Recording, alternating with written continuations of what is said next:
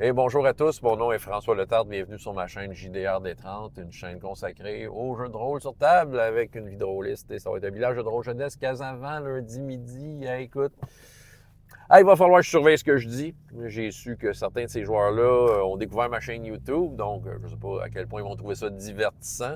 Mais l'affaire est que s'ils regardent les bilans, je vais arrêter de spoiler des affaires parce que souvent je spoil des trucs me disant qu'ils écoutent même pas ça. Tu sais, je suis pas une chaîne YouTube super connue, là.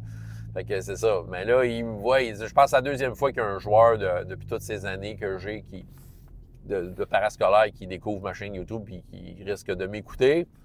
Fait que je spoilerai rien, mais je vais quand même faire le bilan, donc le constat, le post-mortem de ce qui s'est passé lundi dernier. Je vous jure que ça va pas bien. Ça va pas bien, c'était écrit dans le ciel. Je pense que les joueurs n'ont pas voulu y croire. C'est eux autres qui veulent faire un coup d'État. Des gens partant, ils veulent comme... Ils veulent... Il y a un des personnages joueurs, c'est un Drakéide. Son père, c'est le roi du royaume. C'est le roi du royaume. Il a voulu faire ça. Je veux devenir roi. Parfait. Il a décidé d'aller taper sa cloche la plus haute possible. Ping! Mais tu sais, ils sont pas de niveau pour faire ce genre d'affaires-là. Je leur ai dit en partant, là, ben des séances, mais ça va prendre un foutu bon plan. Je suis quand même gentil. J'ai créé de l'aventure, j'ai essayé de créer des situations intéressantes pour leur ouvrir des opportunités et peut-être les aider à penser un plan. T'sais. Fait que là, il y a une opportunité. Dans un navire, il y a une cargaison spéciale. Si la cargaison est prise, le roi va être fâché. Ça peut peut-être le déstabiliser et le rendre plus exposé. Okay? C'était un peu ça le plan. Les circonstances les ont amenés à être dans le bateau. Il est arrivé plein d'affaires et ils se sont trouvés dans une dimension parallèle qui amenait une porte qui ouvrait dans le casino de leur ville. Ça avait rapport, j'avais tout pensé à ça avant, que c'était un peu ça le lien. Je ne sais pas s'ils se rendraient au casino. Mais dans le casino, ils attendent la fameuse cargaison du roi, c'était un peu ça l'idée. Puis ils se sont trouvés là circonstanciellement. Ils ont réussi une partie de leur plan. Parce que dans leur plan, il y avait le frère du personnage qu'on a inventé, qui, lui, était le prétendant au trône aussi. Ah, ben lui, si je veux le tuer, ben il était là à attendre la cargaison. Donc, tu sais, ça donne des indices. Pour le roi, c'était vraiment important, cette cargaison-là. Il a envoyé son propre fils, l'autre en qui il a confiance, chercher la cargaison. Puis là, ils l'ont tué. Mais c'est ça, ils sont arrivés dans le casino. Finalement, ils ont fait une bataille. Mais tu sais, le casino, il est surveillé. Il y a un œil géant qui regarde de faire, tout ça. Fait que clairement, le casino était alerté. Déjà, à ce moment-là, ça allait pas bien. Puis là, ils ont décidé, ben écoute, il y en a un qui avait un trousseau de clés de toutes les voûtes. Je les ai mis devant des choix difficiles. Mais tu sais, comment résister? On va voler le casino, parfait. La semaine passée, je leur ai donné une chance. Dans le sens, quelle sorte de chance je leur ai donné? Je leur ai dit, écoutez, vous avez le temps de voler des affaires, mais vous sentez qu'il va y avoir des renforts. Il va arriver une deuxième vague de gens du casino qui vont... Les autres niaiseront pas, là. Fait qu'il y avait peut-être une occasion de s'en aller. Mon fils s'est en allé avec son personnage. C'est le seul qui l'a fait. Les autres se sont dit, hey, on a un super plan, on se cache dans une voûte, dans un des coffres-forts du casino, un des gros coffres-forts. OK? Fait que là, ils sont enfermés d'une place qu'ils ne savent pas ce qu'il y a de l'autre bord, parce qu'une fois que la porte est fermée, ils ne voient rien. Pas de bouche d'aération, ils risquent de mourir, parce que la question m'a été posée. Puis, OK, fait qu'ils sont là, tu sais. Moi, c'est sûr que là, je me suis mis à penser, OK, c'est un casino, quelque chose d'un peu mafieux. Le casino appartient à la maîtresse du roi. Là, votre question, ça pouvait être une carte qui pouvait jouer pour déstabiliser le roi, mais là, clairement, elle ne se laissera pas avoir. Là. Elle est importante, là, le roi l'aime bien. Puis c'est un casino, puis il y a de l'argent, puis c'est ça. En fait, ils sont enfermés dans le coffre. Je leur ai dit, écoute, si vous sortez de là vivant, vous allez être riche, là. Assez riche pour vous acheter un château. J'ai carrément dit ça. C'était juste pour leur montrer à quel point ils étaient riches. Mais il faut qu'ils sortent de là. Mais moi, je me suis mis à penser, bien, ils vont donner le paquet à le casino, ils vont tout mettre pour les arrêter. J'ai joué logique. Ça, c'est je leur ai dit, là. Je les ai dit, je joue pas contre vous autres, les joueurs. Je veux dire, puis même dans les circonstances où c'est serré, c'est tight, sur des égalités, je vais toujours favoriser les héros, tout le temps. Mais là, il n'y a pas d'égalité. C'est ça qui arrive. Là, ils ont comme niaisé, ils ont tué du monde, ils ont tué le fils du roi, ou il a disparu parce qu'il y a comme la dague magique qui fait disparaître le monde, qui est rentré en ligne de compte. Mais reste que, OK, on s'entend, il y a ça. Puis, ils ont oublié un détail. Parmi les soldats qui étaient là au départ, les gardes, là, il y en a deux qui sont restés vivants, puis ils s'en sont pas occupés. Fait qu'eux autres, ils se disent, on est cachés dans le coffre. Mais non, eux autres, ils ont vu, ils ont dit, ils sont là. Tu sais, clairement, de l'autre bord de la porte, ils ne savaient pas ce qu'il y avait. Moi, je le savais. Puis j'ai mis le paquet, là. Une quinzaine de gardes armés avec des arcs, des épées.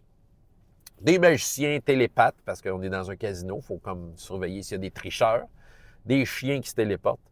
Bref, ils ont donné le paquet. Et évidemment, la maîtresse, la belle-mère du joueur, la belle-mère par intérim du joueur, qui est là. Puis qui s'était fait voler sa clé une couple de séances avant, en tout cas, bref, est en pétard, là, tu sais. Elle est vraiment fâchée. Ils ont quand même été polis. Après 25 minutes de libération, ils ont une cape d'invisibilité. Ah oui, il y en a un qui se camoufle bien, OK, c'est ça. Ils ont ouvert la porte. Puis là, poliment, le staff du casino a dit « Vous feriez mieux de déposer vos armes. » Ils ont été polis parce que, sérieux, ils étaient à un poil de faire sauter la soupape. Là. Clairement, là, eux autres, ils étaient irrités à fond. Tu sais, c'est comme, ils étaient là, le trigger, là, les flèches étaient sur le point de partir. Là. Mais devinez ce qu'ils ont fait, les joueurs, parce qu'ils ont un petit complexe de supériorité. Là. Ils se pensent vraiment très, très bons. Ils sont bons. Ça dépend dans quelles circonstances. Tu peux pas étirer l'élastique à l'infini, là. C'est ça. Fait qu'ils disent, je pète une grenade. Voilà. C'était la fin. C'était la fin. Et c'est là que ça s'est mis à dégringoler. Les joueurs se sont fait tirer des flèches. Il y en a qui se sont rendus. Mais là, il n'y avait pas la clé. Celui qui avait la clé, il vient de se faire tirer des flèches. Son personnage, c'est un arme forgée qui aurait raté son test pour rester cool parce que les armes forgées, c'est ça le problème. Ils peuvent péter les plombs, donc ils attaquent n'importe qui. Fait que là, il y a eu plein d'affaires qui sont passées. Il y a un nécromancien qui s'est rendu sa peau acide. Fait que, tu sais, il s'est fait capturer, mais là, les espèces de chiens qui se téléportent sont arrivés à côté de lui, ils l'ont mordu, ils ont pogné de l'acide. C'est le gros bordel, là. OK? Puis là, le comble, c'est ça. Puis là, c'est comme le principe de, hey, tu veux dire, je sais pas trop, c'est un peu le principe de t'as volé mes billes, là. Mais tu sais, à un moment donné, il y en a un, il dit, t'as tel objet, tu me le passes-tu? Non, je veux pas. Puis là, tu sais, au lieu d'être constructif dans la situation, puis de penser au groupe et comment sortir de là, il a commencé à avoir du joueur contre joueur. Ah là, c'était le con. Mon fils qui était là, il jouait pas, mais il trouvait ça drôle. Lui, il regardait ça, puis il dit, les gars, j'ai droit à tout un show. Là. Tu sais, il regardait, puis faut dire que mon fils a une certaine expérience dans le jeu de rôle, fait que c'est sûr que lui, il l'a vu venir, là, que ça irait pas bien. Les autres, ben, ils sont en train de la prendre à la dure. Là. Moi, mon pronostic est très mauvais pour les joueurs. Puis j'ai joué logique. Puis tu sais, encore là, je ne jouais pas contre eux autres, mais je joue logique. Et pour la vraisemblance du truc, j'ai pas le choix de jouer logique. Fait que là, il y a eu du joueur contre joueur. Là. Fait qu'ils ont perdu du temps à s'ostiner, à se faire des tests opposés pour s'enlever du stock et se nuire. Ah, ça, là, OK. Ça, là, c'est comme le contraire du jeu d'équipe. Et à cause de tout ça, le pronostic est très mauvais.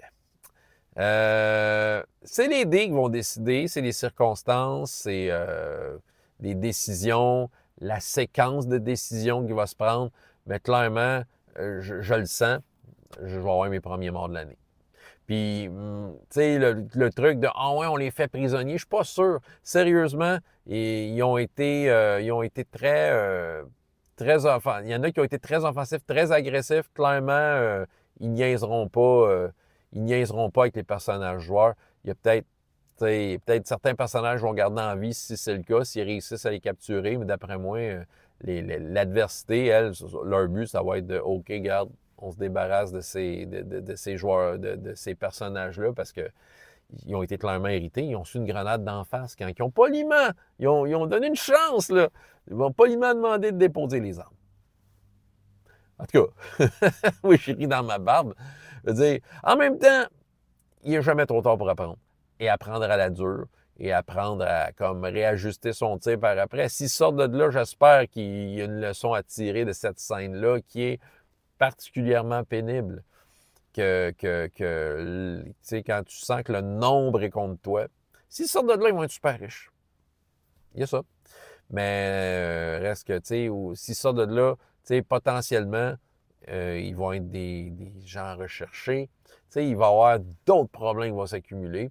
Ça crée de l'aventure. Il y a ça. Ça rend... Leur vie va devenir très intéressante s'ils sortent de là. Fait que, en tout cas, ça va être à suivre. Je vais vous tenir au courant. Mais j'ai rajouté un petit événement aléatoire qui qui a un lien avec toute mon espèce de conspiration, de l'espèce de trip religieux qu'il y a entre toutes mes tables que je fais. Fait que c'est ça. Fait que le sol s'est mis à trembler. François Letard, JDR de 30, et jusqu'à la prochaine fois, il y a autant de plaisir dans la vie que dans les jeux. Au revoir.